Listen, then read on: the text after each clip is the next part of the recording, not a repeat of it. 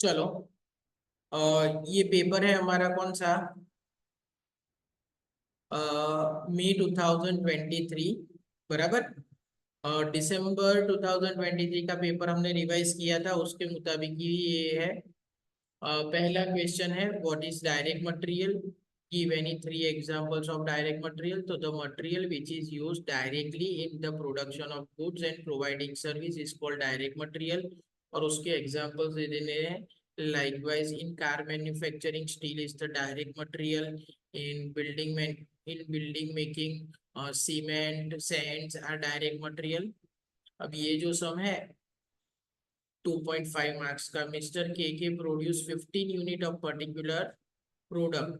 15 units क्या है, unit produce on a working day of 8 hours, actual time 8 hours, standard rate per unit 20, standard rate per hour 25, calculate the different wages as per the time wages and piece wages. Time wages की formula actual time 8 hours into actual rate 25, और piece rate की unit produce into rate per unit. Question C है, write any 5 reason for variation in profit as per cost account and financial account, बराबर। उसके 5 reason, इसके अंदर जो एक सम है उससे ही हम वेरीफाई कर देंगे। उसके बाद क्वेश्चन डी है इक्विवेलेंट प्रोडक्शन वाला, from the following calculate equivalent production as per FIFO method. Opening work in progress 8000 है, कितना कंप्लीट है 30% है, तो अब हम कितना कंप्लीट करेंगे 5600। इनपुट को कंसीडर नहीं करना। Closing work in progress 70% complete है, तो 6000 का 70% कितना हुआ। और नंबर ऑफ यूनिट ट्रांसफर कितने हैं 28,000, उसमें से 8000 तो कहाँ से थे, ओपनिंग में से, तो वो माइनस कर दिए। तो 20,000 100% कंप्लीट किए, तो मल्टीप्लाई बाय 100%, तो ये सब क्या होगा, इक्विवेलेंट प्रोडक्शन। जो सेकेंड सम है वो फीफो के मुताबिक आपको गिनना है। सेम सम है हमने जो लास्ट सम में किया था, बट इम्पोर्टेंट चीज क्या है, on 31 July stock verifier found, stock कितना है 750 यूनिट का, 750 यूनिट का स्टॉक है, इट मींस वहां पे क्या हो गई है, कुछ शॉर्टेज हो गई है।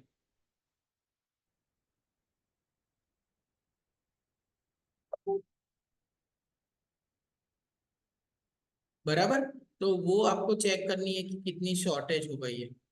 उसके और में थियरी पूछी है।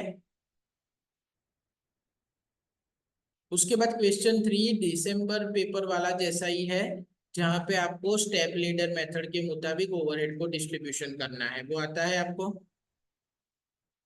उसके बाद जो थर्ड क्वेश्चन है वो भी सेम दिसंबर 2023 पेपर जैसा है, जहां पे स्टैंडर्ड टाइम दिया है 48 आवर्स, और ये हमारा क्या है पूरा एक्चुअल टाइम। आपको wage rate means actual rate 20 है। आपको हेल्से की अर्निंग, रोवन की अर्निंग, और उसके कंपेयर करना है मेरिट्स और डीमेरिट्स। अब ये क्वेश्चन अलग है थोड़ा। As per the analysis of the time card gross earning, gross means इतनी आपकी टोटल अर्निंग है 60,000, and the deduction are contribution to PF and ESI 5,000 and 1,600, advance against wages means उसने वेजेस लिया है, एडवांस वो हमने काट दिया 2,000। कोऑपरेटिव ड्यूज मीन्स उसने कुछ लोन लिया है, उसका पैसा हमने 5,000 काट लिया। इनकम टैक्स का 5,000 काट लिया। It is the practice of the industry to contribute equal amount of PF and ESI by the employer, means company employ की सैलरी में से जितना PF और ESI काटती है, उतने पैसे कंपनी अपनी ओर से एम्प्लॉय के फ्यूचर के लिए सेव करेगी। तो ये कंपनी का क्या हुआ, खर्चा। Find out net wages payable means उसको चुकाने कितने हैं वो ढूंढना है। तो 60,000 में से PF, ESI, advance, cooperative due और इनकम टैक्स, ये सब हम माइनस कर देंगे, तो उतने पैसे आप उसको चुकाओगे। तो देखो ग्रोस अर्निंग में से PF का, ESI का, एडवांस, कोऑपरेटिव ड्यू और इनकम टैक्स काट दिया, तो ये हमें नेट वेजेस पेएबल मिल गया। और टोटल वेजेस कॉस्ट किसके लिए हम ढूंढ रहे हैं, कंपनी के लिए या फिर एम्प्लॉयर के लिए। तो ग्रोस अर्निंग तो है, उसके उपरांत कंपनी को क्या देना है, तो वर्कर के लिए पीएफ और ईएसआई में एडिशनल अपने जेब में से पैसे डिपॉजिट करने हैं। तो उसकी टोटल वेजेस कॉस्ट कितनी आ गई, तो ग्रोस अर्निंग में कंपनी ने एम्प्लॉयर ने एम्प्लॉय के लिए जो पीएफ और ईएसआई का कंट्रीब्यूशन दिया है वो हमने ऐड कर दिया, बराबर। चलो उसके बाद जो क्वेश्चन नंबर 4 है वो है रिकंसिलिएशन स्टेटमेंट। अब रिकंसिलिएशन स्टेटमेंट हमने ऑलरेडी पढ़ा हुआ है, बट यहाँ पे याद रखना रिकंसिलिएशन स्टेटमेंट में क्या आएगा, तो पहले देख लो बाद में लिखना।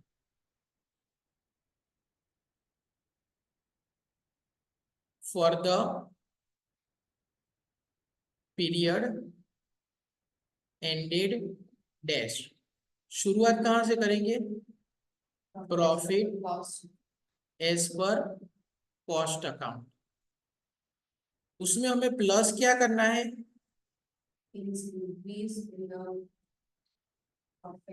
Yes things which increase financial profit, वो हम ऐड करेंगे। तो उसमें कौन कौन सी चीजें आएगी, दो चीजें आएगी, एक debit less in financial account, financial account में डेबिट कम किया है तो प्रॉफिट बढ़ेगा, and credit more in financial account, अगर फाइनेंशियल अकाउंट में क्रेडिट ज्यादा होता है तो भी प्रॉफिट बढ़ेगा। उसमें से हम माइनस क्या करेंगे, things which decrease financial profit. तो उसमें क्या आएगा, एक debit more in financial account और दूसरा credit less in financial account. और फाइनली हमें जो आंसर मिलेगा वो क्या होगा,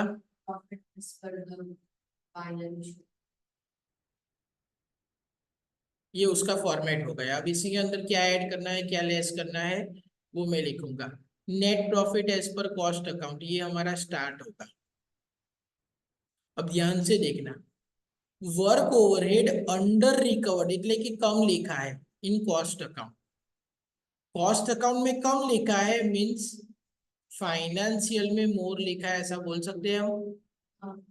अब वर्क ओवरहेड एक्सपेंस है तो डेबिट है, तो debit more in financial account, तो हम क्या करेंगे, minus. Admin overhead recovered excess in cost account, तो कॉस्ट अकाउंट में एक्सेस मींस ज्यादा लिखा है, अब एडमिन ओवरहेड डेबिट होता है, कॉस्ट में ज्यादा लिखा है मींस फाइनेंशियल में लेस लिखा है, तो फाइनेंशियल में कम लिखा है तो प्रॉफिट बढ़ जाएगा तो plus.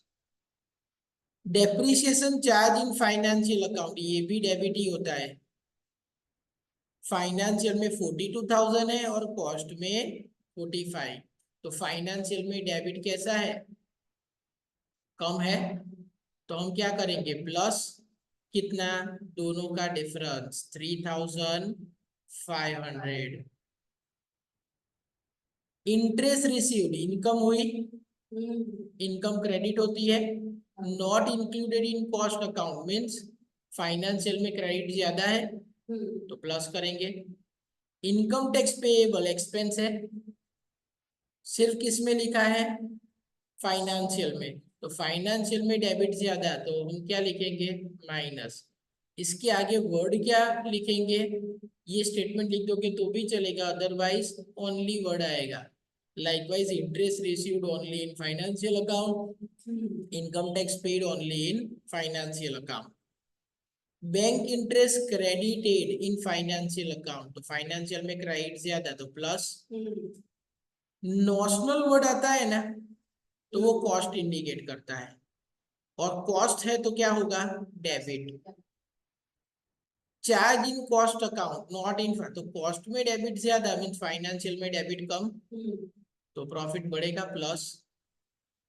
Preliminary expense return of debit होता है ओनली इन फाइनेंशियल अकाउंट, तो प्रॉफिट कम हुआ माइनस। चलो वैल्यू ऑफ ओपनिंग स्टॉक के आगे वर्ड लगता है वैल्यूड। चलो ओपनिंग स्टॉक हम कहाँ लिखते हैं, डेबिट साइड, और फाइनेंशियल में डेबिट क्या है, मोर है, तो अगर फाइनेंशियल में डेबिट ज्यादा है तो प्रॉफिट कम होगा, तो -5000।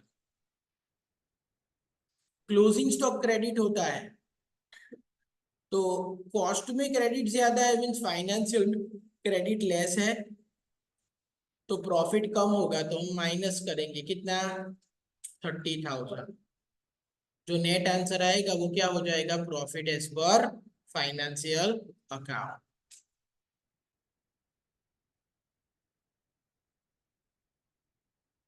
उसके ऑप्शन में आपको पूरी थियरी दी है। अब यहाँ पे आपको ये प्रोसेस अकाउंट बनाना है। PMP Limited provide the product which is obtained after it is passes through 3 distinct process. The following information is obtained from the account for the month of the November. 2000 unit at ₹50 each introduced in process 1. ये हम क्या करेंगे, debit करेंगे, बराबर। चलो direct raw material हम क्या करेंगे, तीनों प्रोसेस में डेबिट। डायरेक्ट लेबर क्या होगा, debit. Production overhead is recovered 100% of direct wages, तो प्रोडक्शन ओवरहेड कितने होंगे, सेम डायरेक्ट वेजेस इतने ही, वो भी हम क्या करेंगे, debit amount 25, 50 and 30। Clear. Normal loss के परसेंटेज दिए हैं, स्क्रैप वैल्यू दी है, एक्चुअल आउटपुट दिया है। तो सबसे पहले आपको वर्किंग नोट 1 करना होगा, जिसमें हम क्या करते हैं, प्रोसेस 1, कौन सा समय, हाँ 5th वाला, 1, 2 एंड 3, ये वर्किंग पहले ही कर देना है।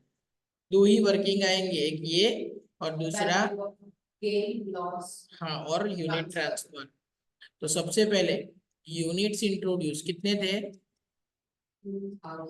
2000 यूनिट्स, माइनस नॉर्मल लॉस कितना था फर्स्ट प्रोसेस में, तो कितना हुआ 200, तो नॉर्मल आउटपुट 1800।